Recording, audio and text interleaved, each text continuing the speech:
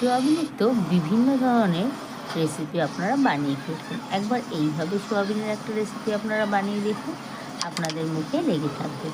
প্রথমে সোয়াবিনগুলোকে সিদ্ধ করে নেব ও সিদ্ধ করে জল ঝরিয়ে ভালো করে চিপে চিপে যাতে একটুকু জল না থাকে আমরা একটি পাত্রের মধ্যে তুলে নেব। তারপরে বেসিক মশলা যেমন জিরে, ধনে, হলুদ, লঙ্কা গুঁড়ো, আদা রসুন বাটা, আর হচ্ছে দু তিন চামচ কর্নফ্লাওয়ার আর একটুখানি ময়দা দিয়ে ভালো করে মেখে রাখবো যাতে সোয়াবিনটা ভাজার পরে একটু ক্রিস্পি হয়ে যায়। তারপরে দুটো টমেটো, এই রেসিপিতে একটু টমেটো আর পেঁয়াজটা বেশি লাগে, টমেটো ছোটো ছোটো করে কুচি কুচি করে নেবো। আর পেঁয়াজটাকে হচ্ছে চিলি চিকেনে যেমনভাবে কাটা হয় সেইভাবে একটি বড় সাইজের পেঁয়াজকে কেটে নেবো। আর একটি পেঁয়াজকে ছোটো ছোটো একদম কুচি করে নেবো।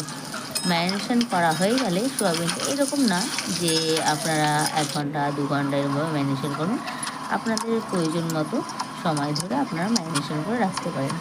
ম্যারিনেশন করা হয়ে গেলে কড়াইতে তেল দিয়ে তেলটা গরম হয়ে গেলে হালকা হাতে মাঝারি ফ্লেমে আস্তে আস্তে করে লাল লাল করে ভেজে নেবেন। এই বেশি ভাজলে এই সোয়াবিনটা চিটে হয়ে যায় না বা শক্ত হয়ে যায় না, সুন্দর ভেতরে জুসি আর বাইরেটা হালকা কোটিংটা ভাজা ভাজা হয়ে থাকে। এরপরে সোয়াবিনটা ভাজা হয়ে গেলে তুলে রেখে কড়াইতে আবার একটু তেল দিয়ে ওই কেটে রাখা ক্যাপসিকাম আর পেঁয়াজগুলোকে হালকা কাঁচা ভাবটাকে যাতে চলে যায় সেইভাবে নেড়ে তুলে রাখবো। তারপরে একদম কুচিয়ে রাখা যে পেঁয়াজগুলোকে ওই তেলের মধ্যেই দিয়ে ভাজা ভাজা করে নেব। ভাজা ভাজা হয়ে গেলে তারপর দিয়ে দেবো 6-7টা লঙ্কা বড় বড় করেই কেটে রেখেছিলাম। লঙ্কাগুলো ভাজা হয়ে গেলে ছোটো ছোটো করে কেটে রাখা টমেটোগুলোকে দিয়ে অল্প নুন দিয়ে চাপা দিয়ে টমেটোগুলো গলে আসলে ভালো করে এরপরে এর মধ্যে দিয়ে দেবো অল্প একটুখানি মশলা ধোয়া জল।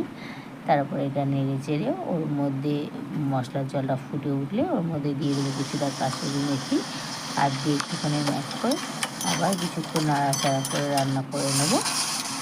নাড়াচাড়া করে রান্না করা হয়ে গেলে ইয়েটা শুকিয়ে আসলে গ্রেভিটা এরপরে ভেজে রাখা সোয়াবিন, ক্যাপসিকাম ও পেঁয়াজগুলোকে দিয়ে ভালো করে নেড়ে চেড়ে নেবো।